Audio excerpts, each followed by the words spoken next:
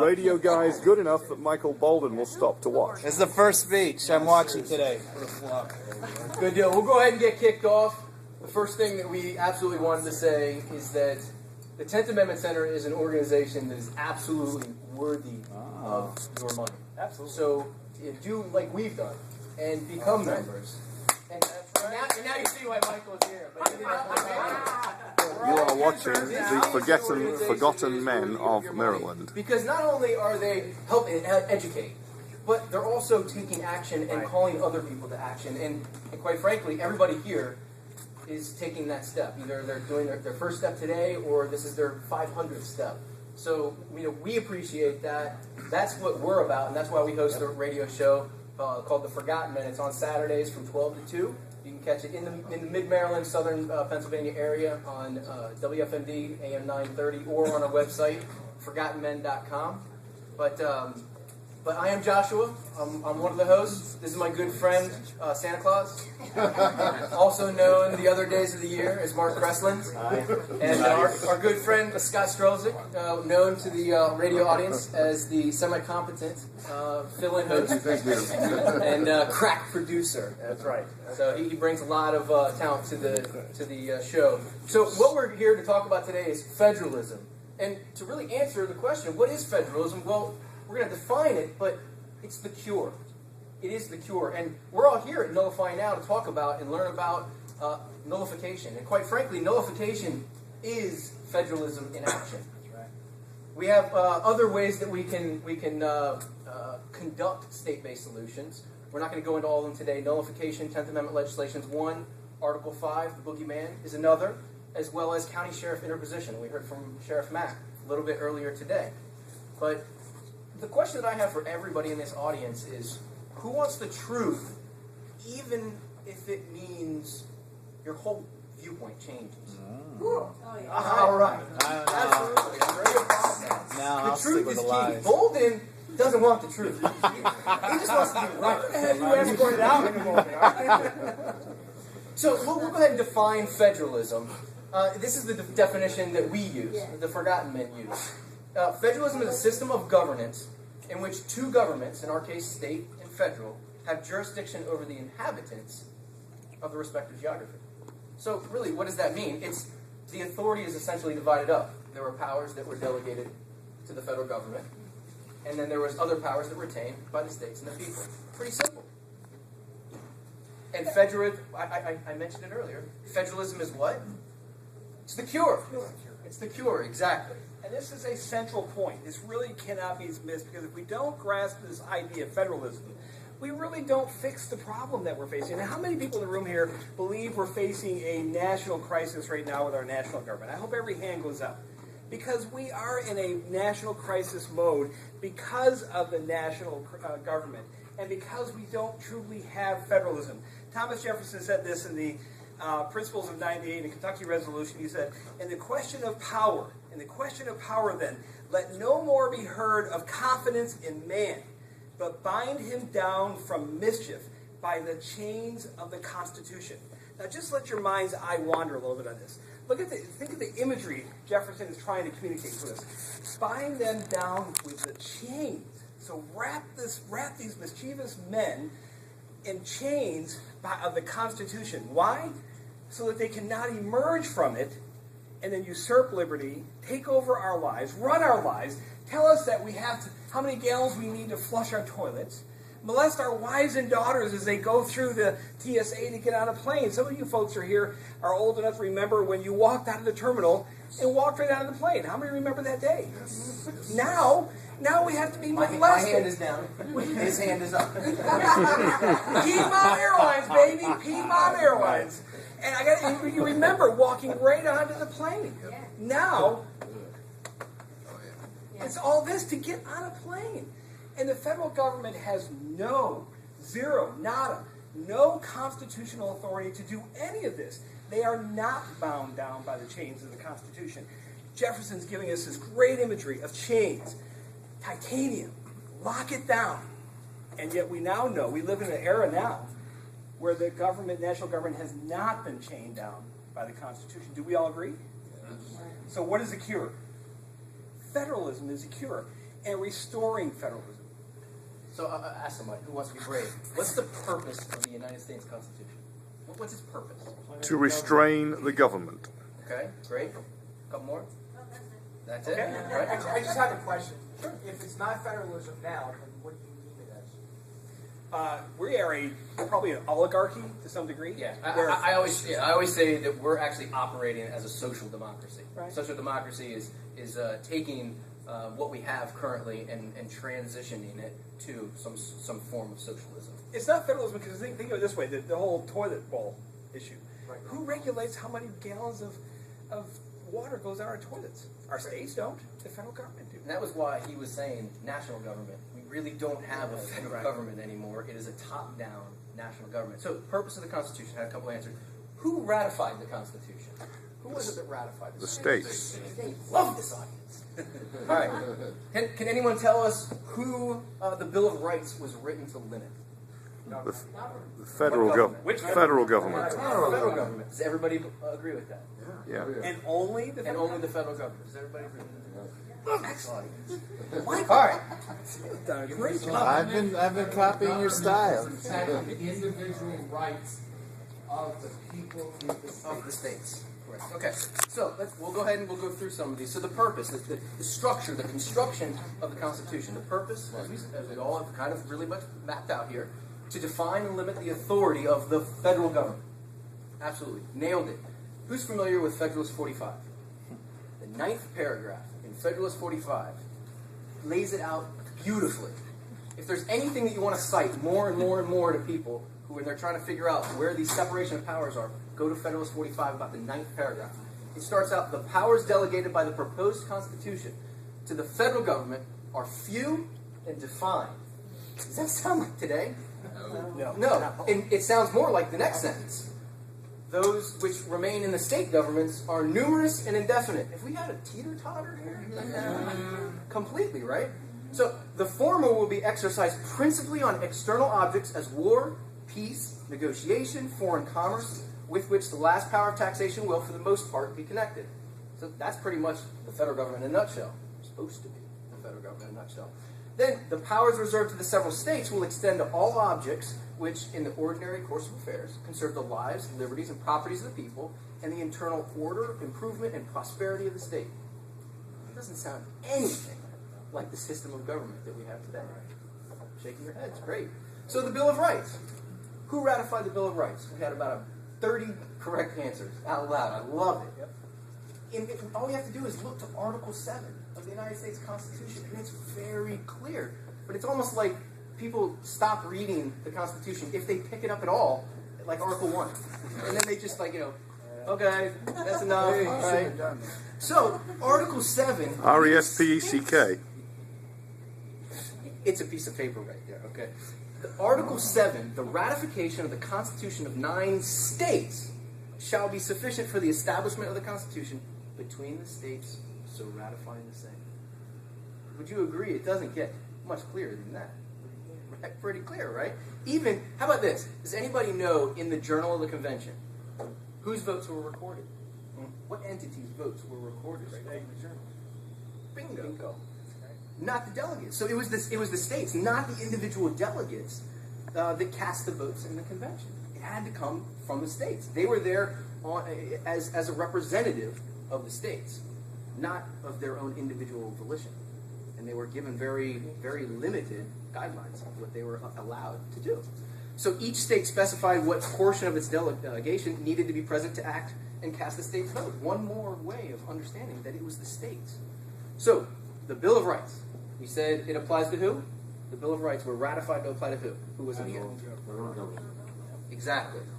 So, I'm going to ask a question. This is a rhetorical question this time. Why would the states create an agent to limit their own power?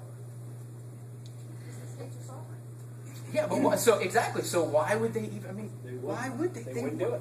They would do no such thing. That makes no sense. That they would create an agent, the federal government, to then limit their own power. They wouldn't do that. So the preamble to the Bill of Rights, it's almost forgotten. Many people don't even know that there was a preamble to the Bill of Rights. But the preamble said the conventions of the number of the states having at the time of their adoption of the Constitution expressed a desire in order to prevent misconstruction or abuse of its power, which we see today, that further declaratory and restrictive clauses should be added. It goes on from there. They were basically saying, look, we got to go back into this thing, make sure there's some amendments to make sure that we're not getting trampled upon as we continue to go on. Yeah. And we can't emphasize this part enough, the preamble. And it really is important for everybody to leave here today. Go home and get your Bill of Rights out and read the preamble. It is the key to understanding the Bill of Rights. Because it says here, let me go through it. They expressed a desire, so that the conventions, the delegates of the conventions to ratifying the Constitution expressed a desire in order to prevent misconstruction or abuse of its powers. Who's going to be doing the misconstructing and abusing? The national government, the new government they're creating, in order to prevent them from making a misconstruction or abusing the powers we're about to give it.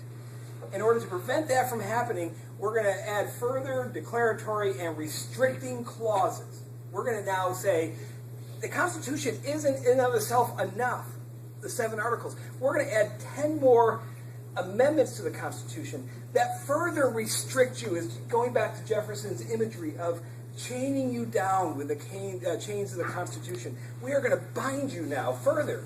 We're going to attempt to stop you from breaking out, because history tells us that when governments consolidate, when they get powerful, when they start to feel their oats, they break out of these chains and then they start attacking liberty immediately. They do it under the guise of flowery language. Oh, we're going to take care of you. We're going to protect you. And people say, oh, okay, we're going to be taken care of. We'll give up our rights for security. That's right. And so people will give that in because history tells us that's what consolidated governments do. So these bright men said, we're going to try to lock that down. We're going to try to stop that from happening. So we're going to even add 10 more that say you can't do these things. Congress, national government, you can't touch these things. So it's a fact. The Bill of Rights was drafted to further clarify the limitations on the federal government, not the state governments. Do we all agree? Do you all agree with that? Yeah. Right on. So, supremacy. Supremacy clause. The Supremacy clause. Everybody loves to throw the supremacy clause around when it works to their advantage. Article 6, Section 2, is where the supremacy clause is found. Can anybody recite the first part of the supremacy clause? I can't either. So don't feel bad. It's important that we know this, because the supremacy clause, the commerce clause, the general welfare clause, the necessary and proper clause are the big clauses within the United States Constitution that constantly get thrown in the face of anybody who's trying to limit its power. Supremacy clause starts out, the Constitution and the laws of the United States is the important part, which shall be made in pursuance thereof. And all treaties made, or which shall be made under the authority of the United States, shall be the supreme law of the land. That's pretty clear, right? Well, what it's used today is the federal government is supreme. They ride roughshod right over the states. But it's really important that we remind everybody who constantly throws this phrase around that it's made in pursuance thereof. While the Constitution and laws made in pursuance thereof are the supreme law of the land, and we hold to that, this is entirely different than the federal government being supreme in everything it does. Right. Completely different. There are fantastic articles on 10th Amendment Center. You can just look up Supremacy Clause that from probably Bob Greenslade and Rob Nadelson and many others that have written. I highly recommend everybody to read up on that to be able to defend what it really means. Let's talk about how the train really went off the tracks. That's the next question. I mean, okay, so we've got all these great ideas that the Constitution limits the national government, that the Bill of Rights is supposed to bind them down by further chains. Well, how do they get off the tracks? How do we wind up where we are? I'll give you a little bit of a personal story on my part. A few years back, or a few decades back, I used to work on Capitol Hill for a couple of different members of Congress. And in my job there as a senior legislative assistant, my job was to track legislation coming through the Congress and a few of the committees that I worked and my boss worked on. I worked for 2 different congressmen. I gotta tell you, it's a bit embarrassing to say this, and I say it on the air all the time, and every time I say it, it feels a little bit shameful, but not one time in the years that I worked up there, not one, I gotta tell you, not one time, did we come in, did my boss come in, the congressman, or did we develop a piece of legislation, and did we ever stop and ask the question, is this allowed by the Constitution? Never once. And I had a lot of friends up there that worked in a lot of different congressional offices. And it's the same story in every office. Nobody gives a rip about the Constitution up there. He was one of them. I was sadly one of the deceivers. And so this is how the train came off the track. At some point, we the people, we the ones who were supposed to be eternally vigilant in protecting our liberties and safeguarding them, we stopped. When did that happen? I can't tell you that it was August 12th, 1842. I don't know the exact date, but clearly we know there's a period of time back in the 1860s. We know there's another period of time in the late 1800s and the early 1900s where the train really started to come off the track. And so we find ourselves here now with $17 trillion of debt, $105 unfunded $1 trillion of liabilities. Liberty, we're about to lose the liberty of choosing health care.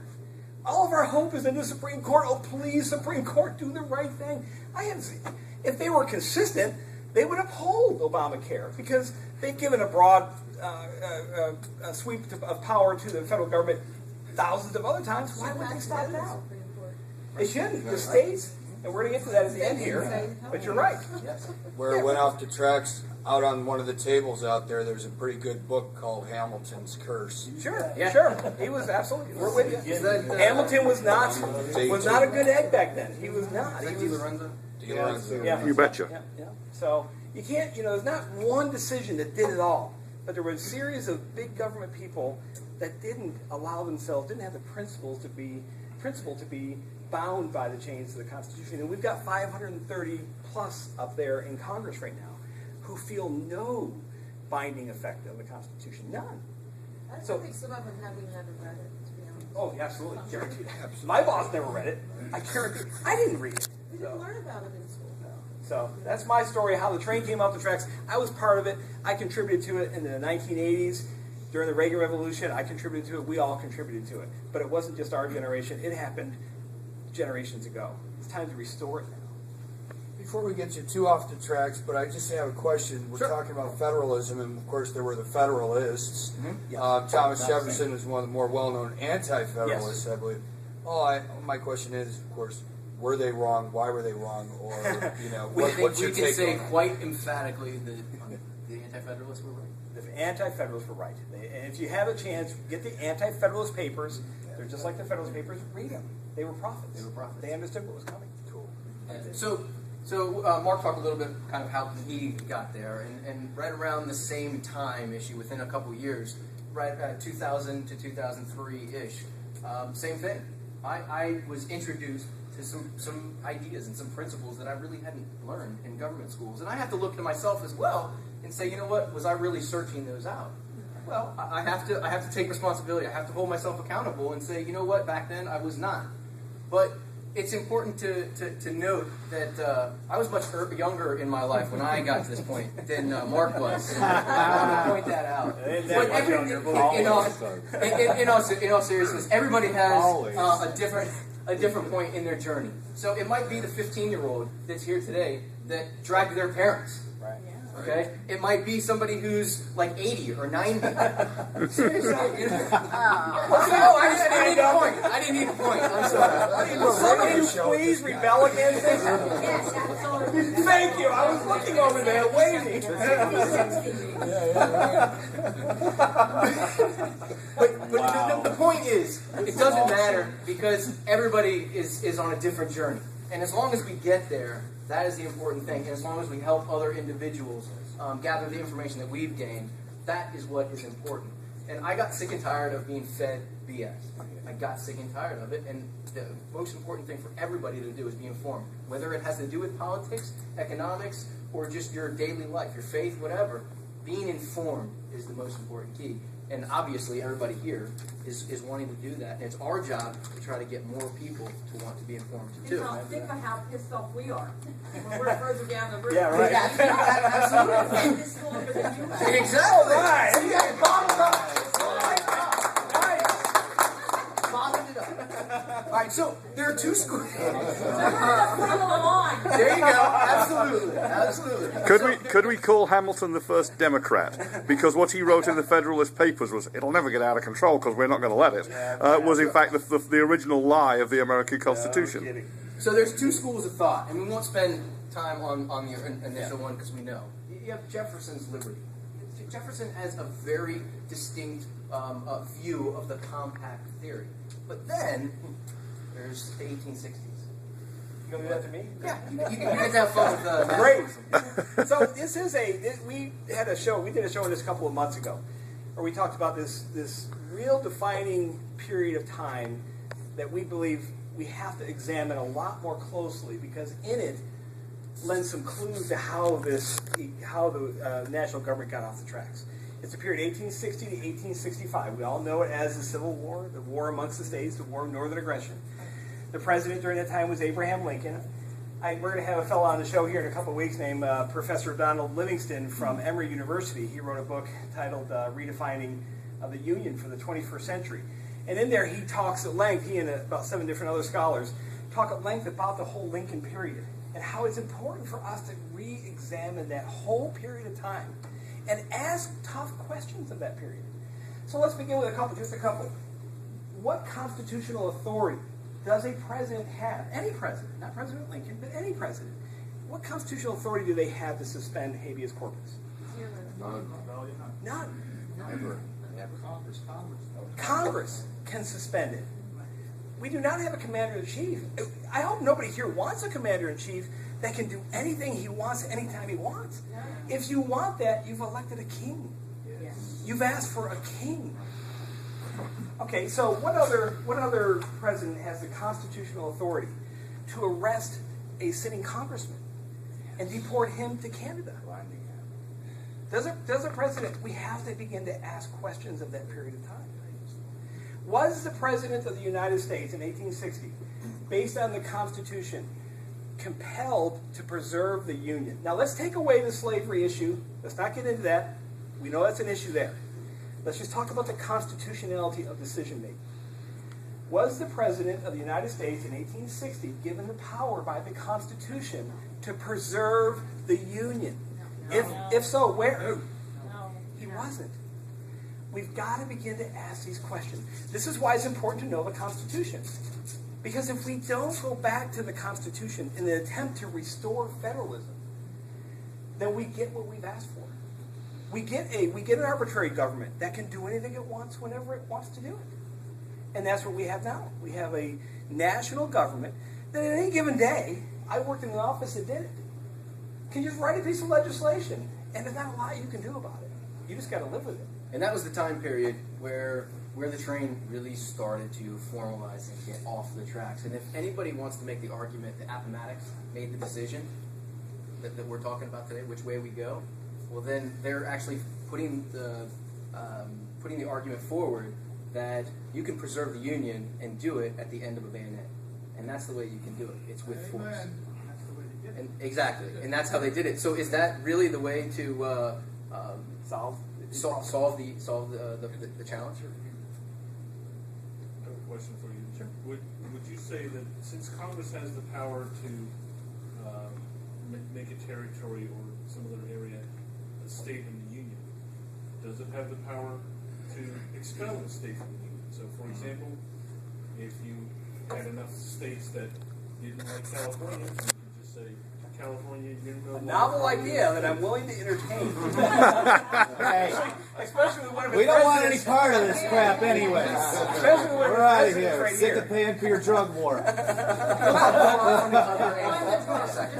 talk more from the other angle in a second. But one of the major More drugs, milestones, less war? one of the major milestones in the train coming off the tracks is we all can probably get our heads around the 14th Amendment.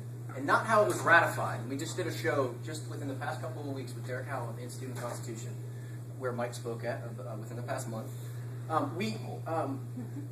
What's that? Right. Yeah. So it's about the incorporation doctrine. And what that did is, it was a ruling by the Supreme Court that pretty much usurped power at the federal level, because the court never does that.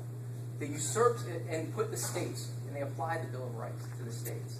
And that is that there's no constitutional authority for that to be the case. That's one of the major milestones. And then I'm sure nobody here is a fan of the 16th Amendment. But Why not? Income tax. I mean, that is another one of the nails in the coffin of federalism. But really, almost just as, maybe if not as important, the 17th Amendment. Yes. It changed the structure of putting senators into office. It took a check on federal legislation, and it went away with it because it took senators being appointed by states to now appointed by individuals. We now actually have 2 houses of representation. That's right. So, we're going to... What it means is we have a national democracy, and we have to undo that. That's where, yes, and that's where we're going with the social democracy thing. So, federalism is what? Cure. The cure. Right. Wait, federalism is what? The cure. And Joshua started out the talk with asking this question, and it's a question we ask on the show every week. Are you willing to expand your mind and search for the truth? Remember Fox Mulder on X-Files? He used to say the search for the truth is out there. The truth is out there. I had to come to this epiphany myself, folks. Again, I told you my story about working on Capitol Hill. It wasn't until I read an article by Dr. Walter Williams, who the title of the article was "It's Time to Part Company." In this article, he argued that it's time to amicably divorce. Now, this is Dr. Walter Williams, who fills in for Rush Limbaugh. Everybody knows, if you listen to that at George all, Mason, he's a George Mason economics professor. He's not some wild-eyed, professor at some, online university somewhere. He's a scholar. And he wrote this article, and it made me stop and think, gosh, is everything around me that I'm looking at right? And I began this process, this pilgrimage, if you will, to discovering the truth of what the founders attempted to do in 1776, and then codified in 1787, and then added to in 1791, and on and on. And I began to look at them and say, well, what were they really trying to do here? It can't be this. I mean, does anybody here think that if Jefferson came back today, he'd say, well done, guys. Nailed it. Nailed it. Home run. Nobody thinks they would come back and say, you're so far off, we need to write another Declaration of Independence. I think that's what they would honestly say. But if Hamilton came back, he'd say, where's my payoff, guys? Yeah, right. Hamilton maybe open the back pocket. And, So no, I had to get to this point myself, and Joshua started out with the question for all of us. It's a question we ask on the air. It's a question Michael does with the 10th Amendment Center. There's other organizations out there that are trying to push this question forward. Have we been taught the truth? We have teachers call in our show all the time and try to debate us, and they don't even know their own history. So when we bring up history to them, it's not even so much their fault. It's just what they've been taught. And I was taught this. There's a bit of indoctrination or inculcation going on. And we have to break through that if we have any chance. And I'm not convinced we have a great deal of chance. We still have to fix this, by the way. The mountain is huge. The mountain is huge.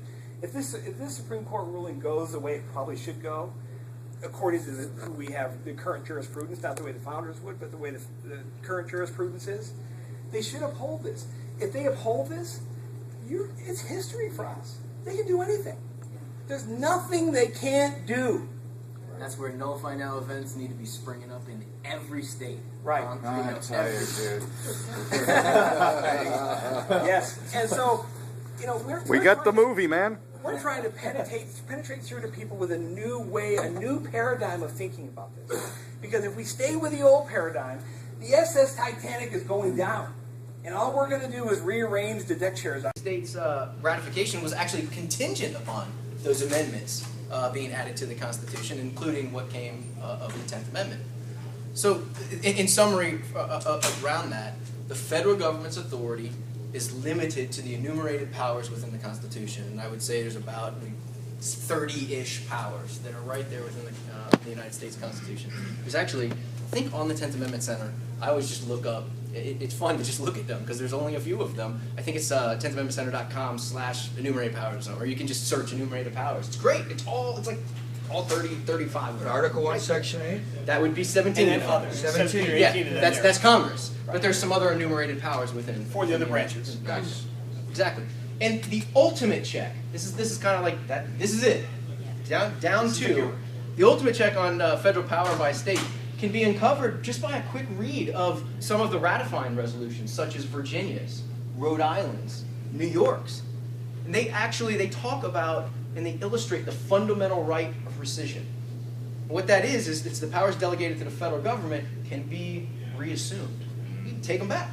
I mean, those states actually put in black and white that, look, we can pull these powers right back. New York's, for example, that the powers of government may be reassumed by the people whensoever it shall become necessary to their happiness. So think about that. Pull back. How many people are here from New York? Anybody here? Why aren't you taking back your powers? You too? After today, maybe I will. Good. But in all seriousness, let your mind's eye wander back to these ratification conventions. They are doing their solemn duty of ratifying this new constitution that's going to create this general government that's going to have a lot of control, a lot of power, but limited power, very limited power.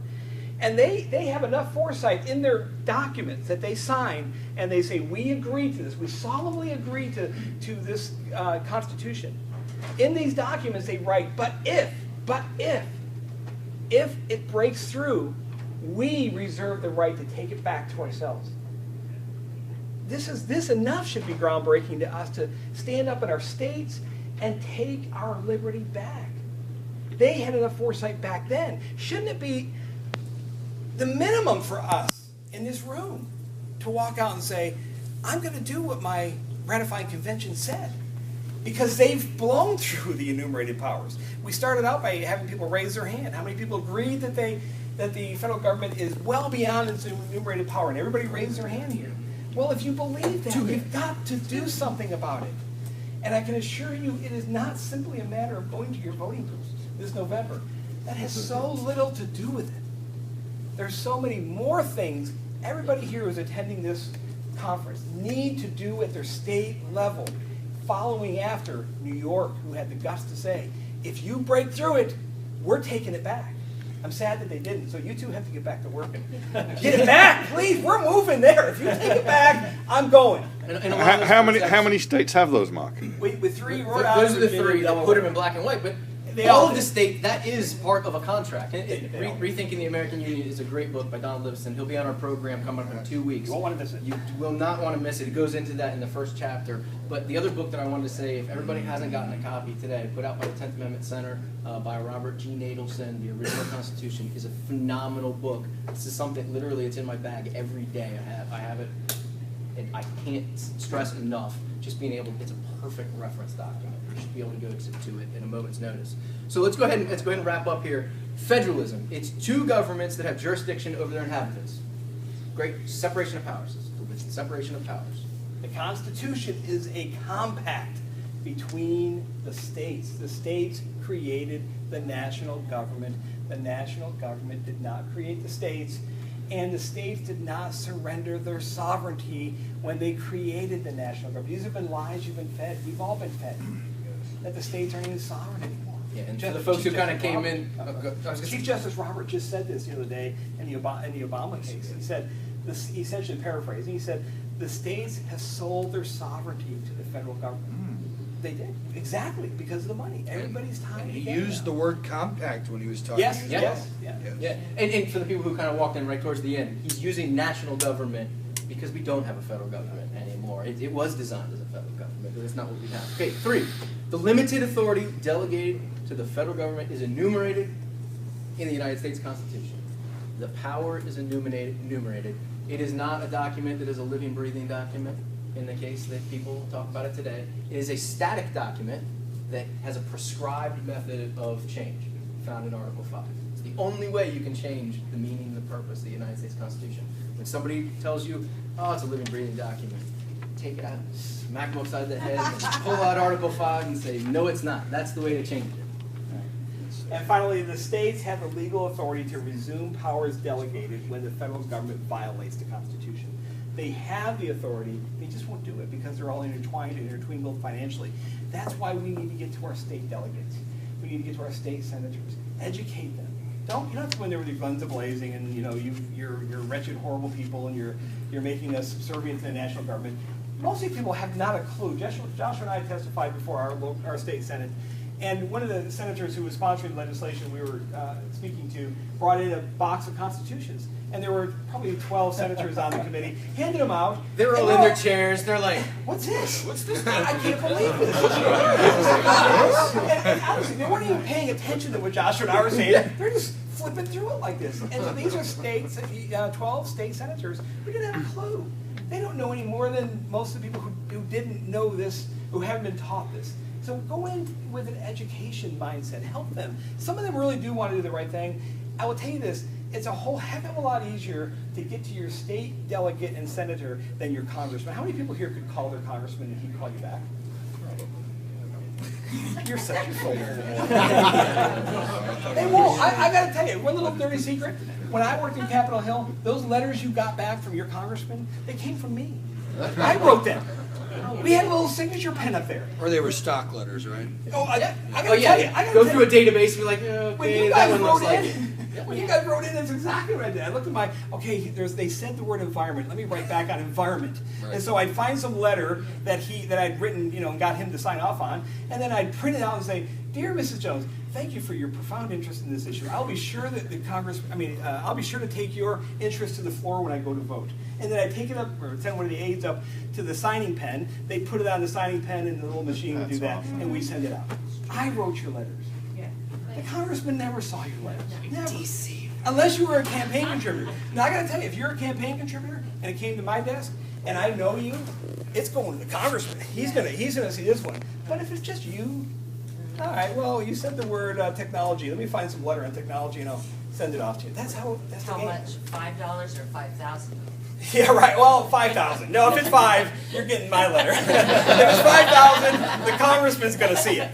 Well, so in wrapping up, federalism is what? The cure. Amen. So we've got an article that was published on 10th Amendment Center yesterday that you can still get to it today right on the front page. It talks about the Bill of Rights and who it was applied to. There's a lot of the sources that we've referenced today, but if you like all these sources in one place, all you have to do is go ahead and sign up for our newsletter. It's a free email newsletter. You can go to forgottenmen.com and just click the subscribe button, or on your phone, you can text the word Constitution to 42828. 21st century. You had your question. Yeah, I have a question. Yes. There's a gentleman down in Florida by the name Tim Turner, and he's prescribing, rather than trying to go into and dismantle what's going on in D.C., just erect another one in place of it that will follow all of these. Tim Turner? Yeah. I'll have to look it up. I've never heard of Surprised him. you guys haven't heard of it. No, I have not. But I will look it up. He's part of the group that teaches people before you enter into the gates of the admiralty law in the court, first demand that the judge honor your constitutional rights as the oath that he was supposed to have taken. Interesting. So that, because it's still there, they know it's still there, you just have to ask for it. Yeah, sure. And if we say to our, 2 days ago, I was over at the Social Security office. Real quick for the other groups And I coming in. asked her, I said, can I, rescind my Social Security number? And she said, yeah, you can. And so I'm hearing all of this from Tim Turner. Okay. And saying, okay, I can give back my Social Security number, renege this whole U.S. citizen thing, and take up on this, I'm an American. I'm going to look into that. Okay.